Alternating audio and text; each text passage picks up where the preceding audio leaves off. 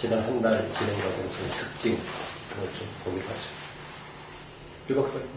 어떻게 뭐 새누리당이만 먼저. 전체적으로 보는 것 좀 특징 속에서. 네.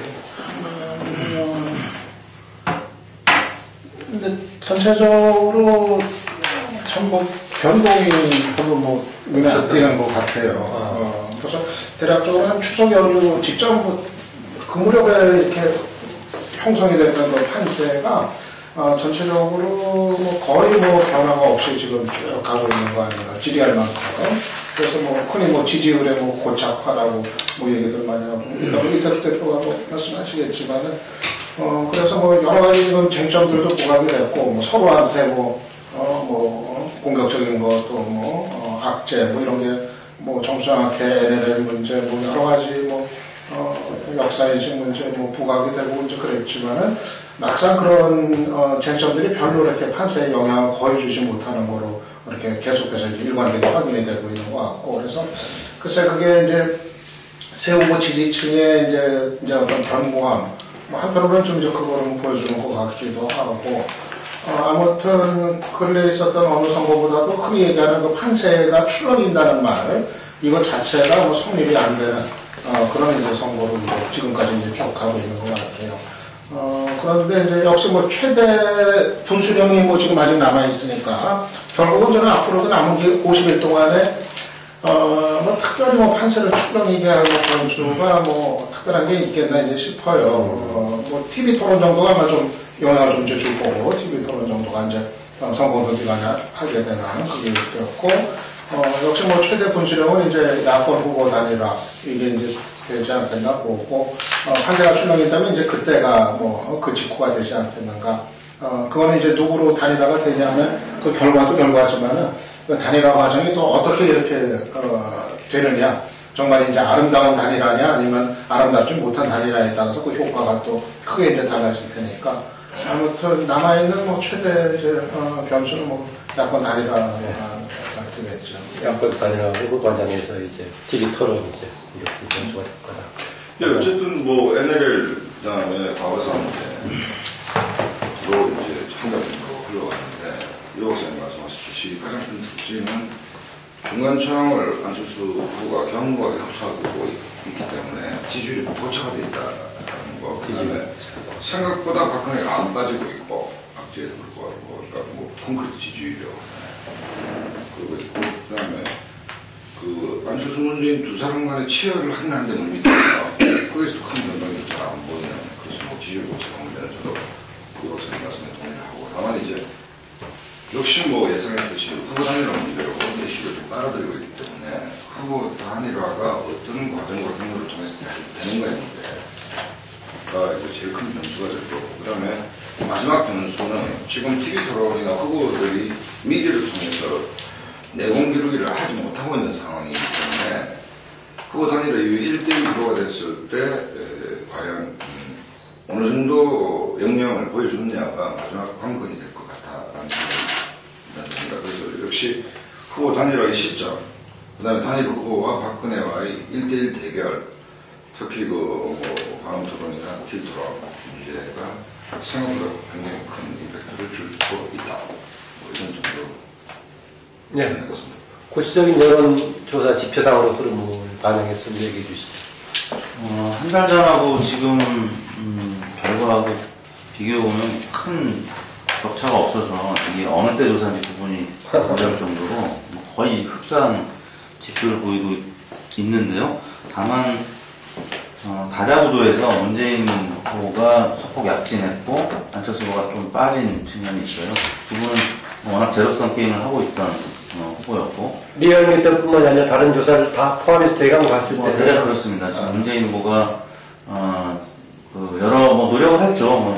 그 지역 순회도 했었고, 또 친노 그 인사들을 일부 후퇴시키고, 그런 측면에서 그 호남에서도 눈에 띄진 않지만 소폭 상승한 측면이 있고, 전반적으로 지금 지지율이 한 달 전과 비교하면 미세하게 상승을 해서 지금 오차 범위 내에서 안철수 후보를 따라붙거나 지금 거의 동률 상태거든요. 저희 리얼미터에서 동률이고 다른 조사기관에서도 많이 격차를 줄인 상황이라서 야권 단일화 구도는 안개 속이다. 그런 변화가 있었고요. 지지정당과 관련해서 선진당이 이제 새누리당으로 합당이 됐고 진보정의당이 이제 새로 창당이 됐는데 선진당 합당 이후에 새누리당 박근혜 후보의 지지율은 일시적으로 총선 이후 국면으로 좀 복원이 됐다가 또 며칠 지나고 나니까 사실 또 요요 현상이 왔어요. 지금 대전 충청 지역에서 확실한 우위를 보여주지 못하고 있습니다. 박근혜 후보가 소폭 우위를 지금 나타내고 있는데 선진당 합당이 발표되니까 공식 선언 전에 이미 하루 이틀 전에 그 기사가 났었잖아요. 그때는 지지율이 많이 올라섰습니다. 박근혜 후보가. 그러다 지금은 다시 대전 충청에서 좀 원래 상태로 좀 복원이 되는 상태고요. 진보정의당은 1% 안팎의 지지율에서 어제 조사에서는 뭐 저희 조사에서 3%까지 올랐어요. 통합진보당은 0.9%고. 그래서 조금씩 알려지면서 과거 민노당이 갖고 있었던 지지율은 진보정의당이 어느 정도 회복할 거라고 지금 생각이 되고요. 문제는 이제 이정희 대 심상정 구도에서 심상정 후보가 지금 대략 1% 안팎의 지지율을 나타내고 있는데 대략 당의 지지율을 따라간다면 한 2, 3% 지지율을 회복할 거고요. 이정희 전 대표는 저희가 그 다자구도에서 정당명을 불러주기 전에는 한 3% 안팎의 지지율을 나타내다가 통합진보당 후보로 불러주기 시작하면서 지지율이 좀 빠졌어요. 왜냐하면 심상정 후보가 이제 통합진보당 후보가 아니기 때문에 진보정의당이라고 불러줘야 될 수밖에 없는 상황이 10월 15일 날 저희가 이제 이루어졌고 조사 구도를 그렇게 할 수밖에 없었고요. 그러다 보니까 이정희 전 대표가 통합진보당 소속이라는 걸 유권자들한테 알려주면서 좀 지지율이 빠져서 지금 1%못 미치는 지지율이 나오는데 그럼에도 불구하고 뭐 현재 1% 정도의 지지를 갖고 있다라고 하면 향후에 투표를 하게 되면 원래 본소보다는 조금 더 나오는 경우가 있거든요. 2% 정도의 지지율도 득표율도 획득할 수 있다는 점에서 여전히 이정희 후보는 야권 단일화 구도에서 좀 계륵과 같은 역할을 할 수가 있다라는 점은 지적하고 싶고요. 심상정은 선물에 안 들어가요? 심상정 후보가 이제 10월 15일부터 들어가서 지금 그 정당 지지율은 한 3% 됐고요. 어제 다자구도에서 심상정 후보 0.5% 안팎의 지지율을 지금 나타내고 있어서 미미한 수준이긴 한데 어차피 진보정의당은 야권 단일화 구도에서 중추적인 역할을 할 거 아니에요. 이제 세 축 중에 한 축이 될 거고요. 아직 창당이 정식으로 법조가 안 됐더라고요. 지난 창당 행사를 한 거 아닙니까? 10월 14일. 그러니까 지금 선관위에서 이게 안 돼, 정식으로 이게 안 돼. 절차가 아직 남아있는 거예요. 요건이 아직 충족이 안 됐대요. 그래서 아직 공식적, 지금 무소속으로 돼 있고, 네. 그 의원들이 다 지금, 그리고 의석수도 지금 3당이 어느 당이 될지가 지금 유동적인가 봐요. 7석. 정진 의원이 네. 입당을 안 할 것 같다고 그래요, 지금. 그래서 무소속으로 남아있을 가능성. 그러면은 무소속이 되면 6대6이면은 3당이, 진보당이 된다고 그러나 통합진보당이. 그렇게 아마 유동적인가 봐요. 그건 왜 그렇습니까? 정교조에서, 그 정교조 파견 안에 정진 의원이, 근데 정교조에서 6대6의 진보당이 상당인 거는 뭐 지역구가 더 많아서. 그게 뭐가 또 그럴 때 기준이 있나 봐요. 뭐 그러는데. 아무튼 근데 여론조사상에는 저희가 이제 3당을 가정하고 조사를 했는데 그것도 좀 조정을 해야 되겠네요. 만약에 통합진보당이 3당이고 정의당이 4당이 되면 조정해야 될 텐데 심상정 후보는 개인적으로는 이정희 후보보다는 좀 지지율이 낮고 정당은 또 높고 이런 상황인데 그거는 좀 더 지나봐야. 네, 지나봐야 될 것 같고 아무튼 전반적으로는 뭐 NLL 정수장학회 등 내곡동 특검 등이 있었는데 지지율에는 큰 변동이 없다. 다만 야권 단일화 구도에서는 약간의 변화의 조짐이 있다. 이 정도로 이어가죠. 예. 김동호 대표 뭐 예. 종합해서 하나. 어제 심상정 후보를 인터뷰했었는데 뭐 6석이라 그러더라고 지금 이제 6석. 그렇죠. 근데 아까 우리 박상훈 박사님 이야기한 대로 지금 미디어에서 후보들에 대한 어떤 좀 전면적인 조명을 못하고 있다. 예. 그래서 그런 부분이 어떤 측면에서는 지금 여건이 후보가 한 분이고 야권이 많으니까 이걸 같이 이렇게 후보별로 이렇게 이 조명을 하다 보면 우리 전체적으로 보면 야권이 너무 많이 조명해야 된다. 이런 부분들 때문에 지금 방송사나 이런 데도 고민을 많이 하고 있는 것 같아요, 이게. 근데 좀 그런 것들을 과감하게 어차피 나중에 되면 후보는 하나씩 되는 거니까, 예. 좀 미디어들이 좀 공세적으로 국민들의 알 권리를 좀 충족시켜야 되지 않나. 지금 너무 이렇게 관심 있게 뭐 이렇게 집요하게 있는 사람들 외에는 상당히 그 미래에 노출되지 않는 이런 걸 토로하더라고. 토로하고 그 제가 보기에도 이전에 우리 선거에서 있었던 다자 TV 토론 뭐 이런 부분들도 거의 지금 이제 없는 상황이기 때문에 전부 다 뭐 이렇게 간헐적으로 오히려 후보들의 그 동선선에서 파악하는 뭐 이런 부분들이지 않나 이런 생각이 들고요. 하여간 뭐 다들 이야기한 게 어떤 이번 10월 달에 있어가지고 추석 이후에 어떤 지지율의 좀 고착 이 부분들을 이야기했는데 상당히 NLL 정수 정확히 이런 문제가 있음에도 불구하고 그 뭐 약간씩 그때 조금은 나타났지만 전체적으로 보면은 오히려 박근혜 후보 같은 경우는 뭐 잘 안 빠졌다 이렇게 이야기하는데 안 빠진 정도가 아니라 오히려 다자 대결에서 올라갔다. 예를 들면 35% 선으로 내려갔다가 지금 다시 한 40% 선으로 이렇게 대부분 조사에서 이래. 그래서 역시 그 콘크리트 그리고 지금 이제 대선 전략상 이 국민 대통합을 이야기하고 있잖아요. 그래서 저는 이 야권 단일화에 어떻게 맞설 것이냐 그 부분의 어떤 박근혜 후보 쪽 전략으로는 국민 대통합이다 이렇게 보고 있습니다. 그래서 국민 대통합의 출발을 보수 대통합을 보수 대연합을 시작을 했죠. 이전에 이해창 후보가 하지 못했던 어쨌든 간에 이 그때보다는 세가 많이 위축됐지만 충청권의 선진통일당을 갖다가 그 합당함에 따라서 그 이전에 한강옥등 예를 들면은 옛날 김대중 대통령의 한 가신 그룹 들어갔다가 이렇게 그 영입을 한 이어서 충청권의 어떤 선진통일당을 했고 그래서 이 앞으로도 이게 보수 대 연합으로서 시도를 걸었지만 뭐 중도 세력까지도 그 묶어내겠다 하는 계획을 갖고 있는 것 같아요. 예, 그래서 사람들한테 뭔가 국민 대통합 100% 대한민국의 그 박근혜를 보여주겠다는 것이 이번 선거에서 가장 큰 이 줄기인 것 같아요, 이게.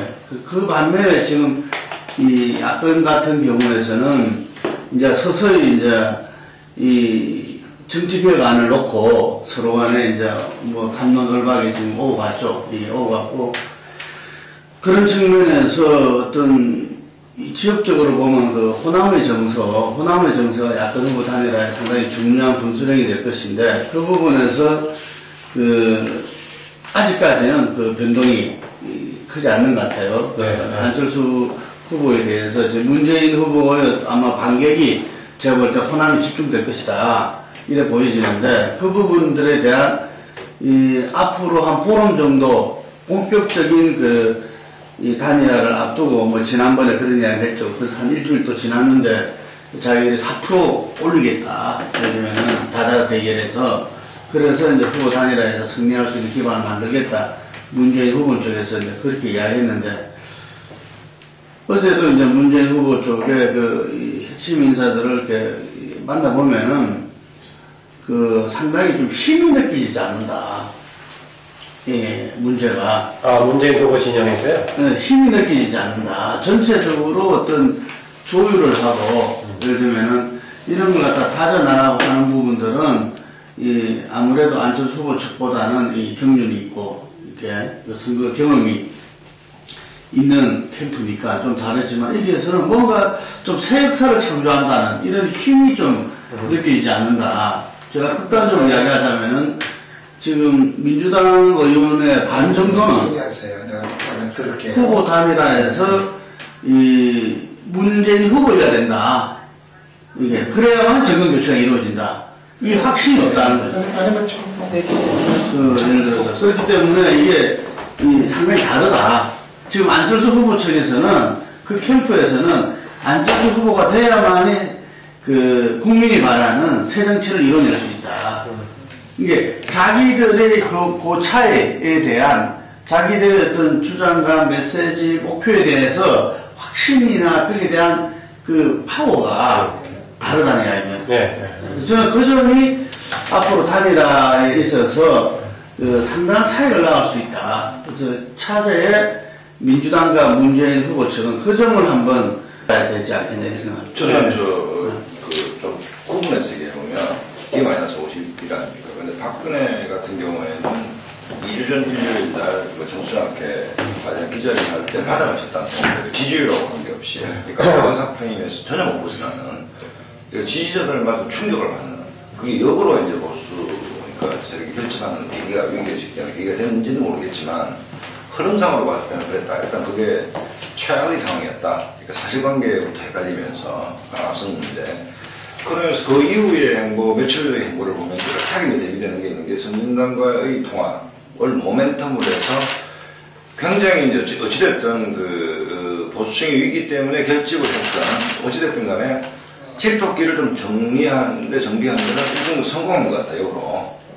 그러면서 이제 빨간운동하고 빨간운동화를 뭐 신는다, 그다음에 여성 대통령이다. 쉽게 말해서 중원으로 이제 진격하기 위해서, 그러니까 전열 정비를 끝내고 김무성의 리더십이죠, 정몽준도 가세하고 이렇게 해서 어느 정도 뭐 이렇게 공학적으로 집토끼를 안정시키는 데는 일견 성공해 보이고 이제 그래서 중원으로 나아갔는데 그게 이제 그 중원 할 때 시기가서 빨간운동화를 신다든지 눈높이를 맞춰내는 그 다음에 중원으로 나가는 어떤 뭐 여성 대통령이라서 박근혜 후보의 연상을 좀 강화하는 쪽으로 뭐 이런 식으로 전략적 이제 선회를 좀 시도하고 있다라고 저는 봅니다. 그 다음에 후보 단일화 문제는 아주 유익게 봐야 될 문제가 뭐냐면 아까 김동구 대표님 그런 말씀하셨는데 문재인 후보가 그 국회의원들 다 모았잖아요.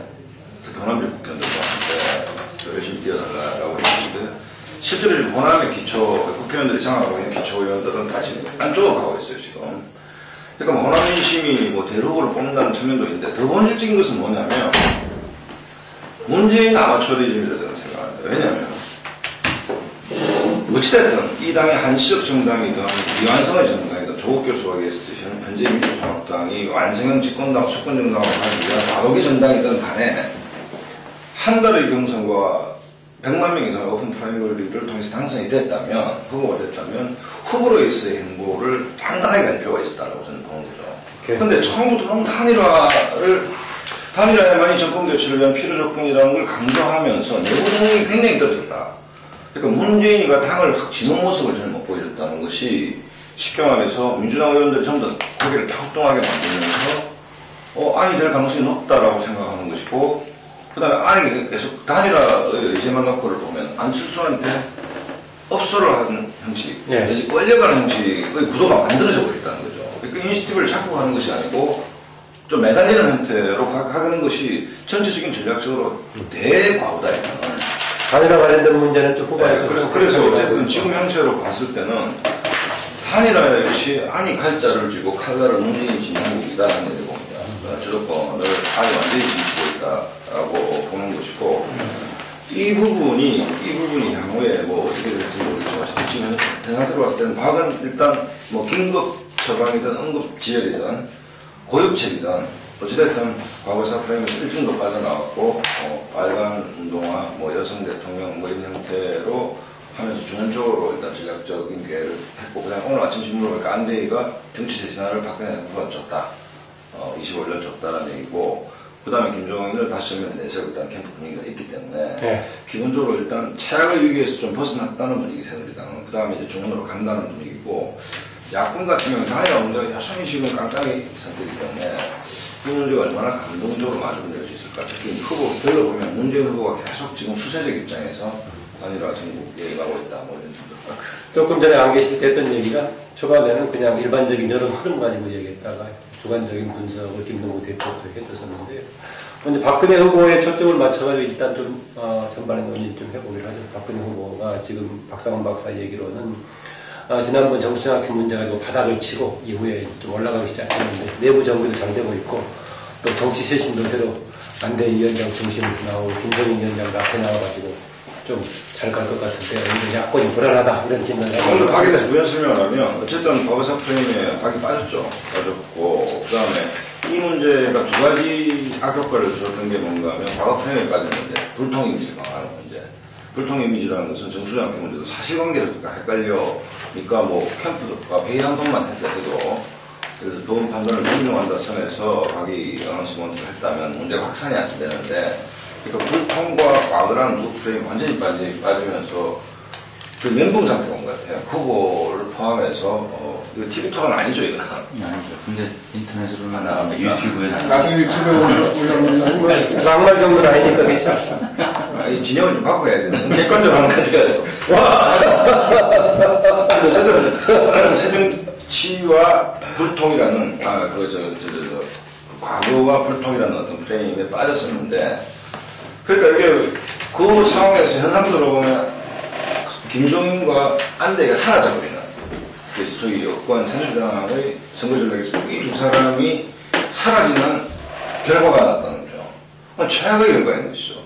그랬을 때 나는 뭐 기본적으로 아주 디테일한 정보는 없지만 김무성이 좀 노련하다고 하는 부분이 뜬금없이 예를 들어서 그 안철수가 마르크스 필요에 따라 소비하고 능력에 따라 그런 부분들도 소위 고도의 어떤 정치적인 멘트다라고 보는 것이 뭐냐면, 일단은 수렁에서 나와야 되니까. 김무성과 가깝죠? 그걸 칭찬합니다. 말은 뜬금없는 발언인데 어쨌든 게임이니까. 그래서 어쨌든 수렁에서 빠져나오기 위해서 굉장히 애쓰는 데 있다. 근데 애썼는데 문제는 뭐냐면, 제가 이걸 TV 나가서 아생년호 사태라고 얘기했는데, 새벽 미명을 기해서 인민군이 미아리국에 넘었지 않습니까? 그리고 무방비 상태로 낙동강까지 밀렸다가 일단 수습을 하고 인천 상륙작전을 하는 전략적인 방향을 잡고 있는 거 아니냐. 그래서 일단 논란이 많고 비판도 많았지만 선진당과의 합당 등등 NLL 공세 등등을 통해서 일단 전열 정비하는 데도 성공을 했다. 또 보수적인 위기의식이 가중됐다. 그 다음에 중원으로 나가는데, 저는 예상컨대 이번 주부터 본격적으로 야권 후보 단일화에 대한 여성 대통령 문제, 빨간 운동화 문제 넘어서서 안대희 김정희 다시 좀 국면에 나오는 형태로 하고, 후보는 연성을 강화하는 형태로 전략적인 턴을 이번 주부터 본격적으로 할 것 같다는 게 제 예측입니다. 네. 새누리당 얘기만 먼저 할게요. 네. 같이 얘기하면 많은 그렇죠.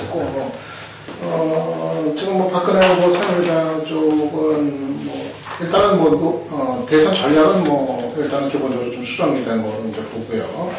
대통합 노선을 일단 좀 접어두고 계속 해봤는데 여러 가지 골치 아픈 일 계속 터져 나오고 막상 지지율에 상승으로 이렇게 연결이 되지도 않고, 그래서 그거보다는 일단 보수 연합 내지는 어떤 보수 노선의 이제 강화 이쪽으로 저는 전략을 좀 수정했다고 봐요. 그래서 1차적으로 이제 보수층의 결집 여기에 초점을 맞추고서 지금 쭉 지금 진행되는 일련의 그 여러 가지 장면들 놓고 보면은 그렇게 뚜렷이 나타난다고 이제 할 수가 있겠고, 근데 이제 결국은 남는 문제는 역시 저럴 것 같아요. 이제 그러면은 결국에는 이제 중도층은 과연 이제 어떻게 할 거냐는 아마 결국은 이제 그 부분에서 나중에 이제 부딪힐 수밖에 없는 그런 문제라고 이제 생각이 되는데, 기본적으로 좀 내놓을 만한 카드가 그렇게 좀 여의치 않아 보여요. 지금 이제 박근혜 후보가 일단 보수층이야 어떻게든 그렇게 이제 다지면 되는데, 결국은 다져놓고 이제 또 표가 될 수 있는 거는 다 최대한 이제 끌어모으려고 이제 할 텐데,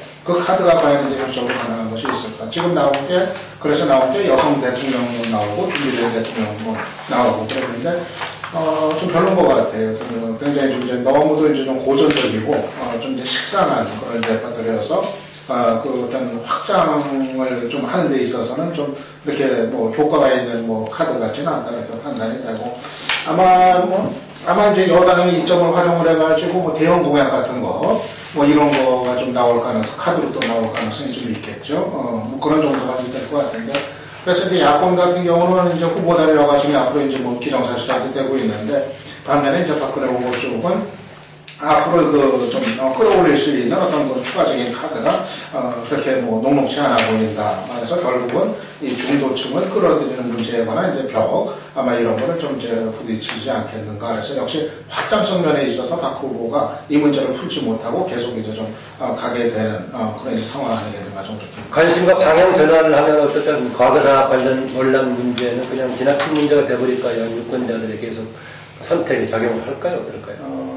그러니까 그거가 별 효과 없는 거를 그냥 한 달 가까이 그냥 하고 있다고 이제 봐요. 막상 뭐 NLL 문제 같은 경우가 지금 판세에 뭐 아무런 영향 거의 뭐 주지 못하고 있는데, 그건 아마 새누리당도 이제 뭐 알고 있을 텐데. 또 역으로 정수장학회. 그러니까 그게 이제 정수장학회도 마찬가지고, 정수장학회 문제가 뭐 박근혜 후보 지지율을 떨어뜨리고 있는 것도 아니고, NLL이 문재인 후보 지지율을 떨어뜨리고 있는 것이 이제 아니듯이, 아무튼 별 효과도 없는 공방을 너무 지금 장기화하고 있다 이렇게 보이고, 그 과정에서 제가 새누리당 같은 경우는 이제 보수색이 이제 다시 이제 뚜렷이 이제 좀 각인이 된 그런 상태라고 봐요. 그러니까 NLL 문제의 장기화, 그리고 박 후보의 정수장학회에 관한 기본 인식이 드러난 거라든가, 또는 그 김무성 본부장이 이제 뭐 색깔론을 뭐 계속해서 이제 제기하고 있는 뭐 그런 문제 같은 거, 선진당과의 어떤 그 통화, 뭐 이런 거 등등이 일단은 좀 보수색을 분명히 하는 쪽으로 다시 좀 회귀를 한다.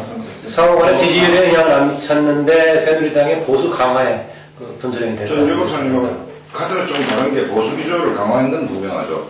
분명한데 이거는 전략상 불가피하고 고역적인 측면이 있다고 봅니다. 왜냐하면 정수장학회 기자회견이나 당내 충격을 줬고, 그 다음에 그때 아마 박근혜 후보가 열받은 것 같아요. 기자회견을 보면 열이 나 있는 상태였고, 그래서 박근혜 후보가 열받았다. 후보가 열받았다. 그 다른 사람들 열받은 게 아니고. 네, 후보도 뭐 일단 정수장학회 억울한 게 있었겠죠. 어찌됐든 보수 기조 강화가 새누리당으로서는 좀 불가피한 측면이 있다. 또 고육지책에 좀 가까웠다라는 측면은 분명히 있어 보입니다. 다만 이제 취약점으로 들어가는 게 막연한 중도가 아니고 실제로 40대하고 여성 부분에서 의외로 고전하고 있다라는 내부 평가가 좀 있는 것 같아요.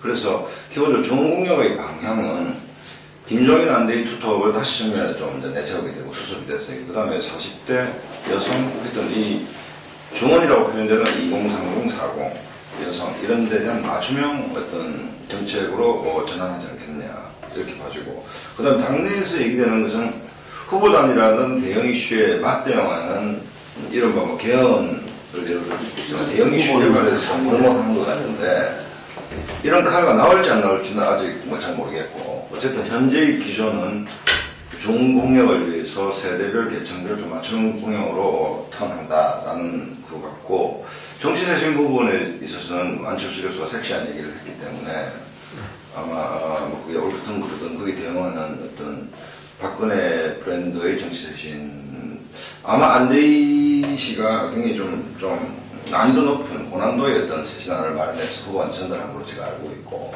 그 부분을 박근혜가 어떻게 소화했냐는 문제인데 그것도 아마 이번 주 중에 아마 나오지 않겠냐. 그래서 전체적인 흐름으로 봤을 때 새누리당을 보면 뭐 보수기조 강화는 좀 불가피한 측면이 있었고, 이번 주를 모멘텀으로 전환을 하는데, 이 전환이 취약 2030, 40 여성층에 대한 맞춤형 형태로 나오면서 퀘스천 마크가 붙는 부분은 뭐냐면 후보 단일화에 대응하는 대형 이슈 개발에서 개헌을 이슈를 선점한다든지 뭐 이런 측면이 어떻게 정리해서 나올 건가가 이번 주에 좀 관전 포인트다. 네. 10월 26일 그 박정희 전 대통령 서거일을 기준으로 해서 또 1년 전은 그게 그 서울시장 재보선 날이었죠. 그 이전까지는 새누리당 박근혜 후보가 보수층 결집에 조금 더 신경을 썼던 것 같고요. 10월 26일 날 이제 아버님을 내려놨으면 좋겠다 그 발언한 이후에는 국민 대통합으로 나가겠다라는 의지를 보여준 것 같고, 그런 의미에서 3중이라는 그 얘기를 했잖아요. 중도, 중부, 중년. 그래서 이 3중을 잡겠다. 근데 확실히 이 3중에서는 열세인 건 분명하거든요. 대전 충청을 기점으로 한 중부벨트가 확실한 우세를 보여주지 못하고 있고, 선진당과의 합당했음에도 불구하고 지금 여전히 소폭 우세에 그치는 상황이기 때문에, 또 경기 인천까지도 마찬가지고요. 그 다음에 뭐 이념적으로 중도 성향은 40대 이 중년층과 마찬가지로 지금 대략 뭐 40대 50, 뭐 3대 5, 뭐 심지어는 35대 50 이렇게까지 격차가 벌어져 있는 상황이기 때문에 이 3중을 공략하지 않고는 사실 어려운 선거가 될 수밖에 없죠. 그래서 11.25 기점으로 해서 국민 대통합 혹은 뭐 이 중원을 향해서 지금 가고 있는 모습을 보여주고 있고요. 다만 최근 들어서 이제 야권에서 집중 공략을 하고 있는 투표 시간, 그 시간 확대, 이 부분과 관련해서는 박근혜 후보의 뭐 짤막한 인터뷰지만 조금 준비되지 않은 듯한, 그 여야가 뭐 국회에서 합의해서 처리해야 될 문제 아니겠느냐. 근데 제가 볼 때는 야권에서 좀 이 재미를 볼 수 있는 아이템을 이슈를 갖고 나온 것 같아요. 이 부분은 명분상에서는 투표 취향 확대가 분명한 명분이 있는 이제 이슈이기 때문에 야권에서는 재미를 볼 수가 있죠. 워낙 심플한 이슈잖아요. 물론 이제 여권에서는 받아들이기가 좀 어려운 이슈이면 좀 분명하죠. 지금 경기 중에 룰을 바꾸자는 입장이기 때문에. 근데 아무튼 새누리당이 야권이 민주당의 NLL 문제 때문에 초기에 조금 흔들렸던 모습처럼 지금 투표 시간 확대는 박근혜 후보는 새누리당이 조금 흔들리는 모습을 보이고 있는데 이게 앞으로 당분간은 계속 이어질 이슈 같고요. 새누리당에서는 이 부분과 관련된 어떤 대응을 잘 하지 못하면 계속 투세에 몰릴 수밖에 없는 상황인데 이 조사 결과 녹음을 있어요? 이 부분과 관련해서 조사는 안 했는데 조사하면 보나마나 투표 시간 확대에 대한 찬성이 높을 겁니다. 이건 참정권에 대한 문제이기 때문에 결국 NLL 문제도 이게 대화력이 있느냐 없느냐 진실 공방을 갔던 것처럼 이 투표 시간 확대도 사실 여야 합의가 되게 어려운 이슈거든요. 결국에는 정치적인 공방으로 계속 이어지다가 이제 뭐 어느 정도 인화된 다음에 사라질 이슈인 건 분명한데 아무튼 당장 새누리당으로서는 좀 곤혹스러운 이슈임은 분명하고 이 부분은 박근혜 후보 입장에서는 뭔가 중원으로 가고자 하는데 조금 2030 투표율과 관련해서 좀 걸림돌이 지금 될 수밖에 없고 야권 입장에서는 이 8시까지 이제 확장하는 건 사실 현실적으로는 좀 어려운 지금 이슈지만 그래도 투표율을 2030 투표를 제고시킬 수 있는 데는 굉장히 좋은 이슈거든요. 8시까지 확대가 안 되면 아마 선거관리 못하더라도 이슈화 시키는 게 자체가 효과가 굉장히 올라갈 겁니다. 그래서 조선일보에서 그 어제 미디어 리서치랑 조사한 결과에 따르면 5년 전, 10년 전 선거에서 그 적극 투표층보다 8.4%포인트 낮은 수치가 정확하게 투표를 기록했다. 그걸 똑같이 대입하면 대략 이번에는 74.6%가 된다.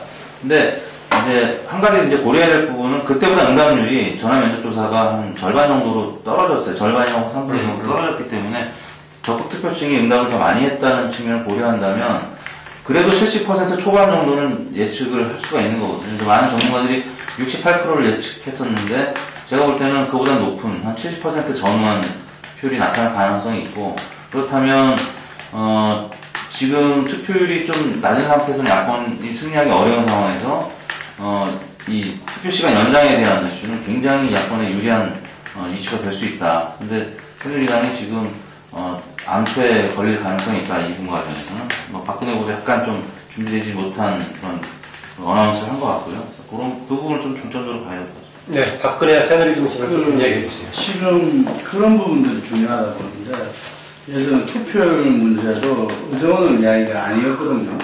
일찍부터 제기됐던 문제잖아요. 근데 왜 준비되지 않은 듯한 발언을 했느냐? 아이들이 준비 안 됐냐 됐냐? 이게 그 발언 내용이 문제가 아니라 저는 이런 점 박근혜 후보 얘기죠 지금. 네, 그런 점이 상당히 중요하다 봐요. 예를 들면은 정수장학회 부분에 대해서 그 1월날 기자회견을 할 때 거기에 대한 내용의 어떤 이런 것보다도 과연 그것이 그 어떤 캠프의 선대위의 어떤 총합으로서 이 준비되었느냐 아니냐. 왜냐하면 이제 박빙을 다투는 선거거든요. 이게 지난 총선에서 46.02하고 46.67인가 전체의 총합 진보와 보수의 남자는 총투표가 그 정도 그래 됐는데 그러니까 정말 이거는 뭐 2% 박빙 게임이라고 말하지만 뭐 1% 이내 게임도 될 수 있다. 그러면은 각 이 보수와 지금 진보개혁 세력의 어떤 정말 그 총극대화 속에서 이 벌어져야 되는데 제가 박근혜 후보 측을 이제 우려하는 바가 가장 중요한 부분이 그 부분이다. 지난 10월 달에 우리가 쭉 이야기를 했지만 언급 안 된 게 뭐냐면은 그 새누리당의 내용이 있었다. 예를 들면 그 캠프와 선대위. 그래서 뭐 비서실장이 물러나고 새로 구원투수가 들어오고 뭐 시스템이 바뀌고 이런 일이 있었지 않습니까? 이게. 그런데 그 있은 다음에 정수장학회 기자회견이 있었는데 실적으로 보면은 시스템과 운영이 바뀌었는 거 아니겠어요? 하나 안 바뀌었다는 거죠. 저는 이 점이 제일 큰 문제라고 보는 거죠. 말하자면은 여전히 그 이전에 시스템이 운영이 안 된다, 어떤 뭐 사적인 채널, 그 다음에 뭐 어쩌고저쩌고 한 부분들이 겉모양으로는 어쨌든 수습을 하면서 변화를 했다고 했는데 전혀 바뀌지 않았다. 김무성 들어가면서 좀 나아지지 않았어요? 그런 부분에서 모르겠어요. 그 김무성 그 본부장이 뭐 겉으로만 미세를 부리는 것처럼 보이고 실제로는 뭐 사실상 그런 선대위가 이 총괄 본부장 주도하에서 운영되고 있지 못하다는 것이 그 캠프에 있는 사람들을 접촉해보면 한대 같은 이야기입니다. 예를 누가 들어서 실수했나? 그러니까는 물러났던 예를 들면은 최경환 전 비서실장이 여전히 예를 들면은 문고리 권력이라는 4인방을 이끌고 예를 들면은 건정세, 서병수 이 삼두 체제 속에서 운영되고 있다 하는 것들이 다수의 어떤 캠프 관계자들의 이야기라는 이야기. 그건 뭐냐면 그 이전과 변화 하나도 없다는 이야기입니다. 그렇다면 앞으로의 선거제를 방향에서 성공적으로 갈 수 없다, 지금 그 얘기인가요? 그게 지금 제가 보기에는 여러 가지 방향이나 이런 부분들에서는 현실적인 부분을 인정하고 나가고 있는 것 같아요. 이게. 그러니까 보수 세력의 총합을 어떻게 가져가느냐.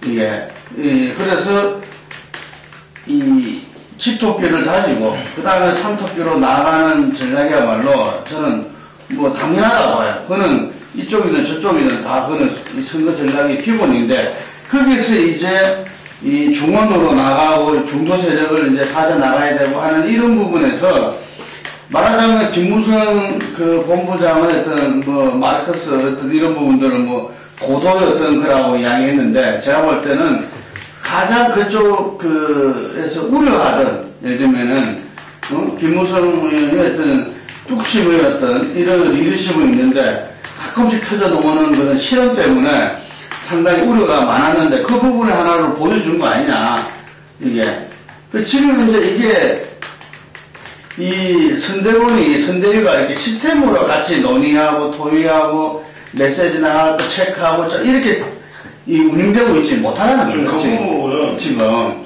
저는 이 점이 지금 박근혜 캠프한테 이후에 1, 2%의 박빙 선거에서는 이 부분이 가장 큰 문제가 될 거다.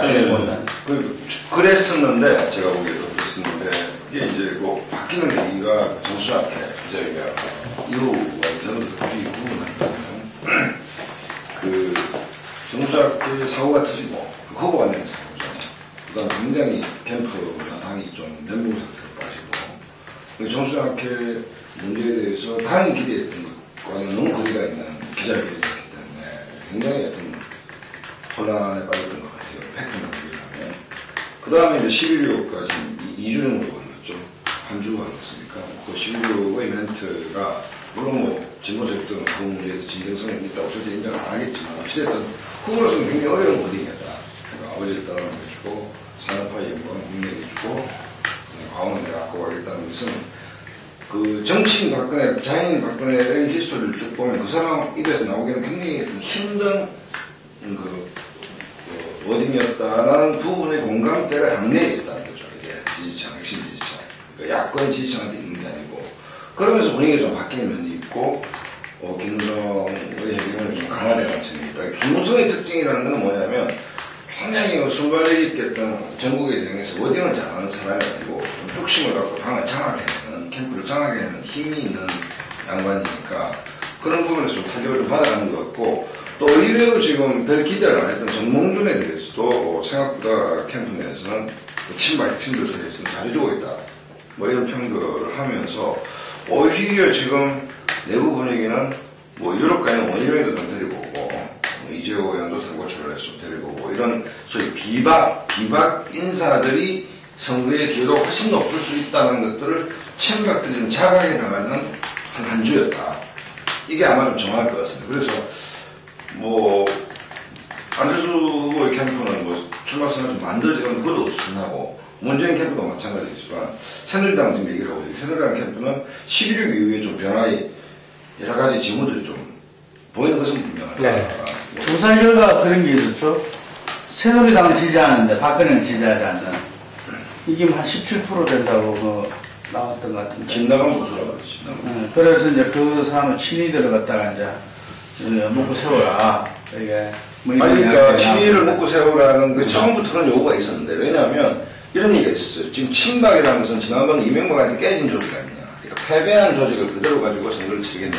처음부터 이런 문제들이 있었습니다. 근데 어쨌든 한나라당을 새누리당으로 바꾸고 당에서 박근혜한테 구원 투수를 해달라 했고, 그다음 빨간색, 파란색을 빨간색으로 바꾸고 난 뒤에 어쨌든 이겼기 때문에 선거에 이긴 것이 다음 선거에 독약이 될 경우는 여러 번 보잖아요. 그러면서 친박 기능이 굉장히 강화된 것이죠. 강화되었고, 그래서 우리끼리도 이기겠다라는 그러니까 셔틀을 내렸다는 게 처음에 셔틀을 내렸습니다. 분명히. 새끼들은 뭐가 친이 새끼들 이렇게 하면서 셔틀을 내려서 그게 별 문제 없이 갔으면 되는데 김동호 대표님 말씀하셨듯이 사소한 실수가 치명적 실수가 되면 그것이 반복돼 나오기 때문에 후보도 바뀌는 것이고 친박들도 이제 뭐 이선 후퇴 압박이 있는 것이고 그래서 아마 위기가 빨리 온 게 뭐 결과가 어떻게 될지는 모르겠습니다만 방한된 다행이었다 일단 이게. 예. 그래서 어쨌든 지금 입장에서 보면 김무성이도 사실은 처음엔 택도 없는 얘기다라고 했었죠. 뭐 탈박한 사람인데 근데 김무성이 선대본 물량 보고 뭐 정몽준이 이제 기본적으로 마이크를 들기 시작했고 뭐 이런 분위기가 어쨌든 방학이 만약에 이긴다면 이 초반의 위기가 약이 되는 형태로 좀 전환되고 있다. 이게 좀 객관적으로 제가 보는 객관적인 캠프의 분위기다. 저는 새누리당이 지금 이번 그 대선 전략에 문제가 있다고 이제 봐요. 지금 계속 이제 좀 과정에 꼬였던 게 이제 박근혜 후보 본인에서 기인된 문제가 이제 제일 이제 컸었던 것 같고 그런데 동시에 이 대선 전략상에서도 저는 좀 상당히 좀 혼돈스러운 면이 좀 있었다 이렇게 봐요. 사실 이 대선 공식 기간이라는 게 뭐 후보 확정들이고 뭐 불과 몇 달 안 되는 그 이제 짧은 기간인데 이 몇 달의 그 짧은 기간에 이 대선 전략의 이 기조 자체가 좀 왔다 갔다 하는 그런 모습으로 이제 보였다고 이제 생각을 해요. 그러니까 아까 얘기한 것처럼 대통합 노선으로 이제 처음에 설정을 해요. 저는 사실은 그게 좀 제일 야권한테는 위협적인 노선이었다고 이제 생각을 해요. 만약에 그때 초반의 시점에서 정말 대통합 노선 달라진 어떤 박근혜의 모습을 보이면서 그것이 만약에 먹혀들었을 경우 그때는 정말 그거로서 그냥 대선이 끝날 수도 있는 저는 대단히 좀 처음에 봤을 때 그 대통합 노선의 행보 처음 봤을 때는 이거는 진짜 위협적일 수 있다 이렇게 판단을 했었는데 근데 뭐 생각했던 것보다 상당히 그게 싱겁게 그냥 이제 접어두는 이런 상황으로 돼버렸던 것 같고 결국 다시 이제 그 보수 노선 쪽으로 이제 갔는데 물론 그것이 지금 상황에서 보수층을 다시 결집시키고 다져가지고 일단 이 부분을 확실히 하고 그 다음으로 가겠다 이런 뭐 수준일 수 있는데 문제는 그것이 너무 이제 나가버리니까 너무 나가버려서 결국은 도로 한나라당의 어떤 모습으로 이렇게 이제 비춰지고 너무 선을 넘은 그런 모습까지 이제 드러나고 오버하는 이런 것이 드러나니까 결국 나중에 그 부분을 다시 조정하는 것이 현실적으로 불가능해진 그런 상황까지 지금 가고 있다고 봐요. 그러니까 일단 보수 다지고 다시 그러면 그때 가서 중도를 다시 이제 손을 내미는 아마 뭐 그런 이제 가능성이 커 보이는데 과연 지금의 이 과정을 놓고 봤을 때 과연 그 신뢰를 이제 가질 수가 있을 것인가?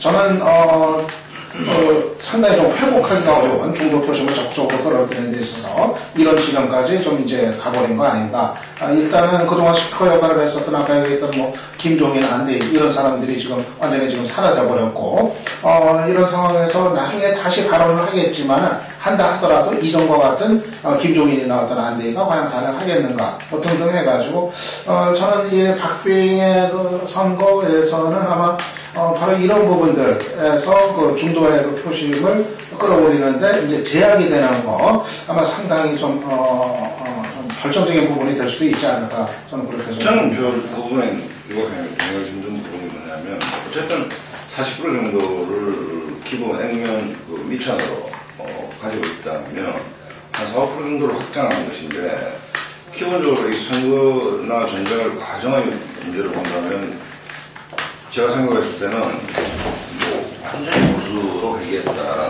감정은 조금 지나친 나중이라고 가지고 그다음에 교회 편성이 약간 느꼈었기 때문에 얼마든지 중원으로 타면서 두 사람을 중심으로 해서 판을 짜는 가능성 시간도 충분하고 오히려 야권이 지금 뭐 후보 단일화 문제를 가지고 전열전기가 안 되는 상황이기 때문에 충분히 공간과 시간이 있다 저는 이런. 혹시 발언했으면 추가 시간이 넘어가죠. 박근혜 관련 천입니다. 박근혜 후보가 그 기본 미천이 대략 한 38% 정도 되거든요. 노태우 대통령이 득표했던 게 그때도 사실 뭐 정권 교체 열망이 있었지만 36.6% 득표했고 또 노무현 대통령 탄핵 이후에도 한나라당이 굉장히 어려운 상황이었는데도 38.6% 득표했고 여론조사를 최근에 해봤을 때 가자구도 양자구도 계속 일관되게 박근혜 후보만 지지하는 지지층이 한 38% 되거든요. 그러니까 대략 한 37, 8%는 박근혜 후보의 미천이라고 보면 될 수 있을 것 같고요. 여론조사상에서 이제 정점은 대략 한 48%, 9%예요. 한 50% 이상 나오는 경우는 좀 예외적인 경우고요. 안철수 후보든 박근혜 후보든 정점에 오른 수치는 대략 48, 9%인데 50%는 여론조사가 넘는 것은 오히려 안철수가 좀 많은 편이죠. 안철수 후보가 좀 많았죠. 50% 넘는 경우가 많았고 박근혜 후보도 총선 이후에 한참 지지율이 고점을 달리고 있을 때는 50% 넘는 적이 있었는데 대체로 이명박 대통령이 지난 대선에 득표했었던 수치가 48.7%였거든요. 여론조사에서 대략 그 정도만 득표를 유지를 해도 부동층을 제외하면 거의 50% 안팎이 되기 때문에 그러니까 대략 미천에서 한 5 내지 한 10% 사이를 더 얻어야 되는데 현재는 박근혜 후보가 2보 전진을 위한 일부 후퇴를 했다고 봐요. 왜냐하면 과거사 논란에 굉장히 휩싸였었기 때문에 내부가 흔들렸었고 보수층이 흔들린 상황에서 선진당과도 사실 손을 굳이 잡아야 되느냐라는 반론이 있었지만 잡은 것도 여기에는 지역 기반을 좀 다지는 것도 있지만 보수층을 좀 공고하기 위한 어떤 전략이었던 것 같고요. 이제 아까 말씀드린 대로 11.6 기점으로 해서 중원으로 가고자 하는 노력은 이제 본격화될 것 같고 제가 볼 때는 향후에 그 김성주 위원장, 공동선대위원장을 앞으로 내세워서 여성 또 40대 등의 여러 가지 그 전략들이 제가 볼 때는 앞으로 내세워질 거고요. 그 효과가 전혀 없을 거라고는 저는 보지 않고요. 향후에 TV 토론 과정에서 여야 후보가 그 중원을 놓고 아주 첨예한 대결로 얘기 나오면 김성주 공동선대위원장 관련 혹시 추가 얘기할 거 있으면 그거 하나 하고 넘어가죠. 김성주 효과라는 것이 국민한테 비춰주는 모습도 효과가 있는지 효과가 없는지는 모르겠으나 확실하게 효과가 있는 측면은 뭔가 하면 긍정적인 효과. 캠프 내 역동성을 강화하는데 굉장히 효과가 있다라고 평가를 하더라고. 왜냐하면 과거의 지금까지 리더십을 우리가 갖고 있으면 말을 잘 못하는 거잖아요. 앞에서 이렇게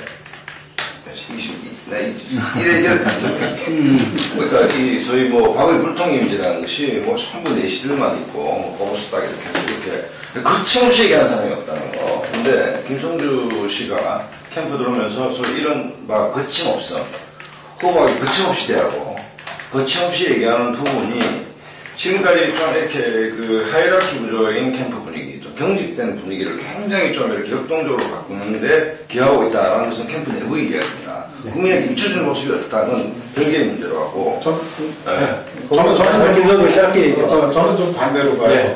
별로 박근혜 후보한테 도움이 안 되는 거 아닌가. 물론 이제 영향은 없을 거라고 봐요. 다 박근혜 후보 보고서 지지하고 그러는 거지.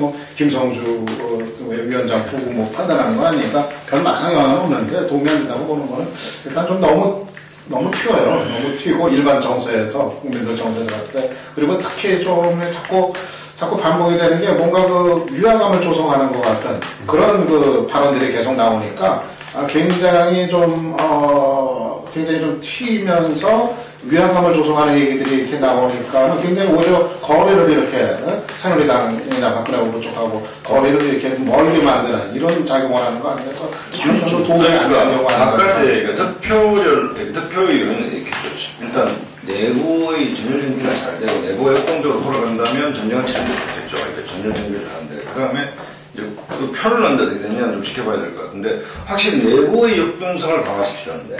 그러니까 후보가 행성에 왔을 때 옆에서 거침없이 얘기를 하는 내부의 역동성. 그거는 여자들이 수가 결정적인 게.